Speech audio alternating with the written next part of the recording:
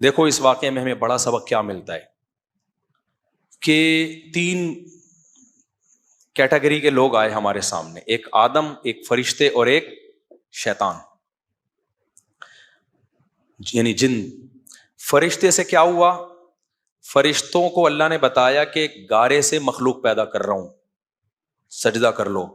فرشتوں کو لاجک سمجھ میں نہیں آئی، نہ انہوں نے لاجک پوچھی، بغیر کہے ٹھا کر کے سجدہ کر لیا۔ نافرمانی کا کوئی تصور تھا ہی نہیں۔ ہم لوگ انسان ہیں یا فرشتے ہیں یا انسان ہیں؟ انسان ہیں۔ اس کا مطلب ہم سے یہ امیدیں نہیں لگائی جا سکتی کہ جہاں حکم آیا سارے احکام ٹھا کر کے ہم ٹھک ٹھک ٹھک ٹھک فالو کرتے ہوئے چلے۔ اللہ نے کہا نظر کی حفاظت۔ بچپن میں پہلی دفعہ جب یہ آیت سنی تو اس کے بعد سے لے کر آج تک کسی انٹی کی طرف نظر نہیں اٹھی۔ اتنے نیک، کھمبے سے ٹکرا گئے مگر کسی خاتون کو نہیں دیکھا، کیونکہ ہم فرشتے بولو نہیں۔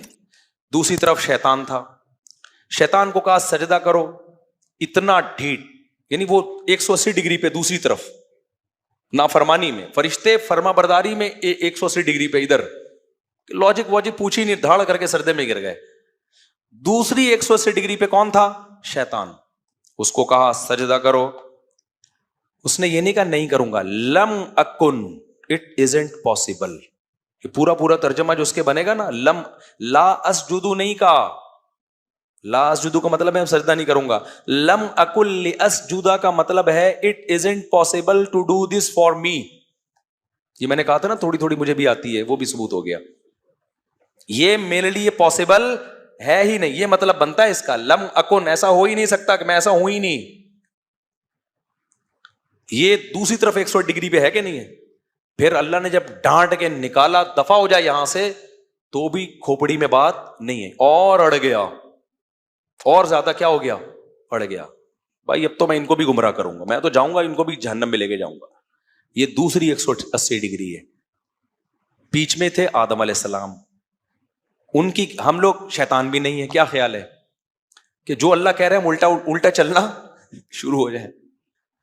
ہر کام الٹا بھی نہیں کر رہے ہیں نا ہم لوگ، کیا خیال ہے بھائی؟ کچھ سیدھا بھی کر رہے ہیں، کچھ الٹا بھی کر رہے ہیں۔ تیسرے ہیں آدم علیہ السلام جو ہمارے والد ہیں، ان کی نیچر کیا تھی؟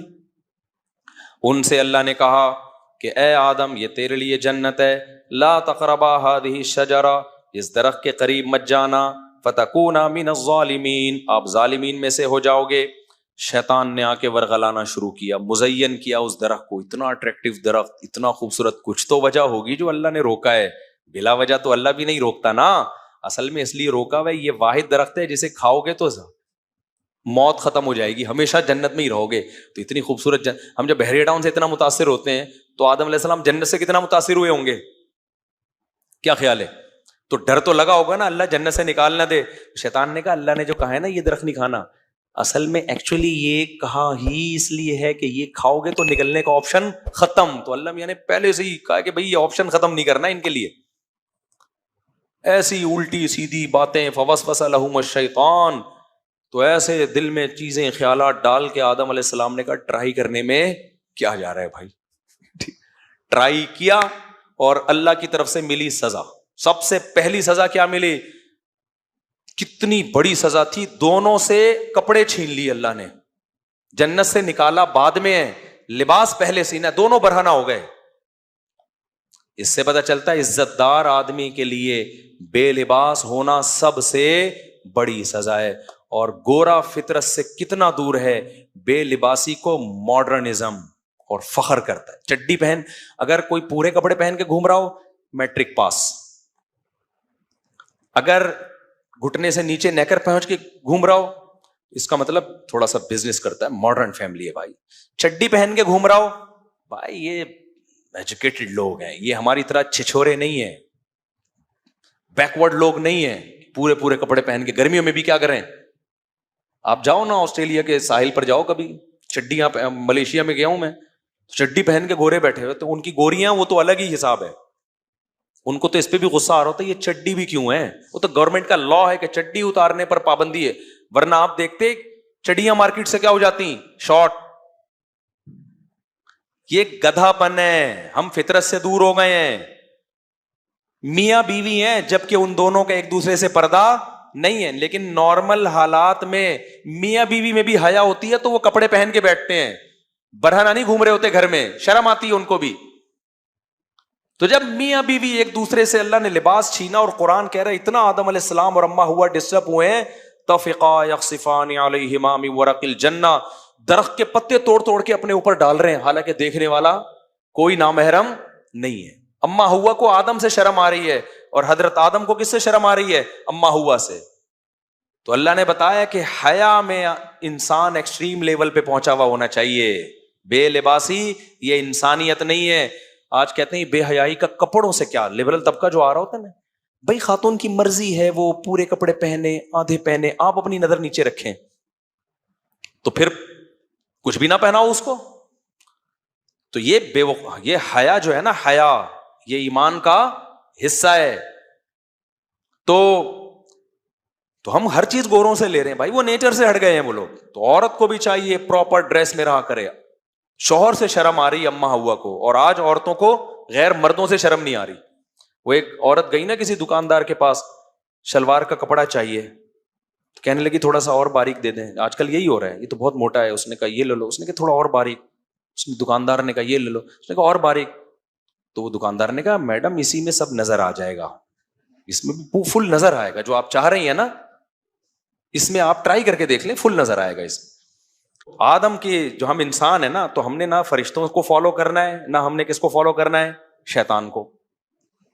تو ہم نے آدم کو, تو آدم علیہ السلام کو اللہ نے کیا کیا کہ درختوں کے پتے انہوں نے ڈالے ہیں. تو آدم کی فطرت میں حیا ہے, بے حیائی بے لباسی نہیں ہے. بے لباسی سزا ہے جو انگریزوں کو ملی ہوئی ہے, اور سیکولر اور لبرل طبقے کو ملی ہوئی ہے, کہ لباس ہی مارکیٹ سے کیا ہو گیا, شارٹ. اور بے سکونی بھی ہے اس میں. لباس پراپر ہونا سکون ملتا ہے انسان کو. جو بغیر لباس کے گھومتے ہیں کبھی ایک دن کر کے دیکھیں یہ کام. تو دوسرا غلطی ہو گئی آدم علیہ السلام سے. اس سے پتہ چلتا ہے بھائی ہم تو نہ فرشتوں کی اولاد ہیں نہ شیطان کی اولاد ہیں. پٹیاں پڑھا کے شیطان ہم سے بھی غلطی بولو کروا سکتے, تو ہم سے بھی ہوگی. ایسا نہیں ہو سکتا کہ جب سے ہم نے آیت سنی کہ کسی آنٹی کو دیکھنا نہیں ہے تو کبھی آج تک کسی نے دیکھا ہی نہ ہو, کھمبوں سے ٹکرا گیا ہو, گاڑی کے ٹرک کے نیچے آ گیا ہو, بھائی ادھر نہیں دیکھنا منہ کر کے. ہو جاتی ہے انسان سے غلطی. تو آدم سے بھی غلطی ہو گئی, اس پہ سزا بھی ملی. لیکن جیسے ہی آدم کو پتا چلا کہ مجھ سے غلطی ہوئی اور اللہ ناراض ہوا, تو فوراً آدم اور حوا نے مل کے دعا مانگی, ربنا ظلمنا انفسنا, اے اللہ ہم نے اپنی جانوں پہ ظلم کیا, وَإِن لَّمْ تَغْفِرْ لَنَا وَتَرْحَمْنَا, اکڑتے نہیں ہیں ہم اس ظلم پہ, تو نے معاف نہ کیا رحم نہ کیا, ہم برباد ہو جائیں گے, لَنَكُونَنَّ مِنَ الْخَاسِرِينَ. تو اس سے پتہ چلتا ہے بھائی غلطی فرشتوں سے تو غلطی نہیں ہوئی, شیطان سے ہوئی اکڑا رہا, آدم سے ہوئی اکڑے نہیں. یہ بیچ کا راستہ ہے. سمجھ میں آ رہی ہے بات؟ تو یہ نہیں ہو سکتا کہ مجھ سے اور آپ سے کبھی زندگی میں کوئی غلطی ہی نہ ہو. بچنے کی کوشش کرنا یہ آدم کی سنت ہے. اگر ہو جائے تو پھر توبہ کرنا یہ بھی کس کی سنت ہے؟ آدم کی سنت. تو کوشش کریں بچنے کی, ہو جائے تو توبہ میں تاخیر مت کریں. اب چونکہ ہم آدم جیسے پیغمبر تو ہیں نہیں, آدم سے تو ایک دفعہ ہوئی, اس کے بعد پکی ڈھکی توبہ. ہم سے ہو سکتا ہے 2 دفعہ ہو, اور کھمبا ٹکرا کے ہمیں پتہ چل جائے کہ ہم سے کیا ہوئی ہے. وہ کھمبا ہی سزا کے طور پر, کھمبا ٹکرانا سمجھتے دیکھتے ہوئے, وہ ایک صحابی کے ساتھ ہوا نا کہ وہ کسی کو دیکھ نظر پڑی کوئی, تو وہ ٹکرا گئے کسی چیز سے, تو آپ نے فرمایا یہ سزا ہے, بس اللہ نے دنیا میں کیا دے دیا, حساب و کتاب پورا کر دیا. تو اگر میرے بھائی کبھی ہو جائے, اب لڑکوں کو ہینڈ پریکٹس کی عادت پڑ چکی ہے, توبہ کرو بار بار. فوج فلموں کی عادت پڑ چکی ہے, چھوڑو اس کو, کمپیوٹر نکال دو گھر سے, بند کمرے میں مت بیٹھو. پھر بھی دیکھ لیا, توبہ کرو, نکاح کرنے کی کوشش کرو تاکہ یہ عادت جلدی چھوٹے. صدقہ کرو, روزے رکھو, کسی طرح سزا دو اپنے آپ کو, لڑو. ہتھیار ڈال دیے نا, اگر ہتھیار ڈال دیے کہ یار مجھ سے نہیں چھوٹ رہا, یہ فوج فلمیں مجھ سے نہیں چھوٹ رہی, جس دن آپ نے ہتھیار ڈال دیے تو بس اللہ بھی کہے گا اب تیرے لیے جہنم کے علاوہ کوئی اور آپشن نہیں ہے. کیوں؟ انلزمکموہا، تو بچنا چاہتا نہیں ہے، ہم زبردستی جنت تھوپ دیں، یہ نہیں ہوگا. لڑتے رہے نا شیطان سے. پھر اگر گناہ سے نہیں بھی بچے نا تو کم از کم یہ تو ہوگا نا، اللہ کہے گا کوشش پوری کی ہے اس نے، کچھ اس نے کیا، کچھ میری رحمت کام آئے گی. اگر آپ نے ہتھیار ڈال دیے، کہ مجھ سے بہت سے لوگ کہتے ہیں بھائی میں توبہ کر کر کے تھک گیا، فوش فلموں کے بارے میں تو بہت ہے کامن یہ چیز، یار توبہ کر کر کے تھک گئے بھائی، ہم سے نہیں چھوٹ رہا ہے، چلو اب دیکھو بس چھوڑو، عادت ڈالو. تو پھر ٹائم متعین کر لی ہفتے میں کتنی دفعہ دیکھنا ہے. اب جب اس کنڈیشن میں آ گئے نا، یہ بہت ڈینجرس ہے. یہ کیا ہے؟ اس کا مطلب ہے کہ اب آپ نے کمپرومائز کر لیا جہنم پہ. تو جب آپ نے کر لیا ہے پھر اللہ کو کوئی شوق نہیں ہے کہ وہ آپ کو جہنم سے نکالے، وہ بچائے جہنم سے، نہ اللہ اسی کے لیے جو کوشش میں لگا وہ. تو اس لیے 100 بار اگر توبہ ٹوٹی ہے، 100 بار کیا کرو؟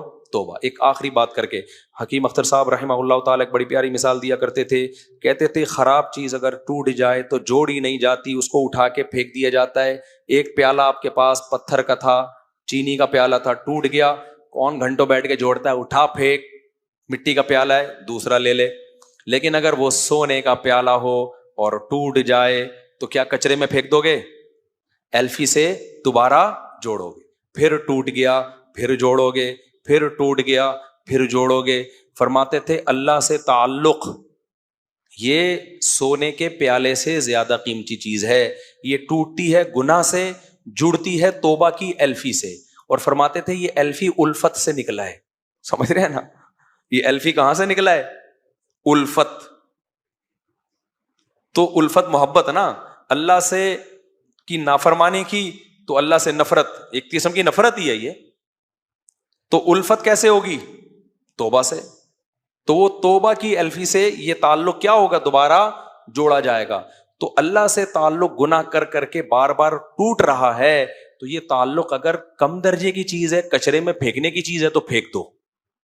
لیکن اگر بہت قیمتی چیز ہے تو بھائی قیمتی چیز 100 دفعہ ٹوٹتی ہے تو 100 دفعہ اس کو جوڑا جاتا ہے. تو توبہ کی الفی سے اللہ کے تعلق کو بار بار جوڑا جائے. یہ آدم علیہ السلام کے واقعے سے ہمیں ملتا ہے. اللہ تعالیٰ سمجھنے کی عمل کی توفیق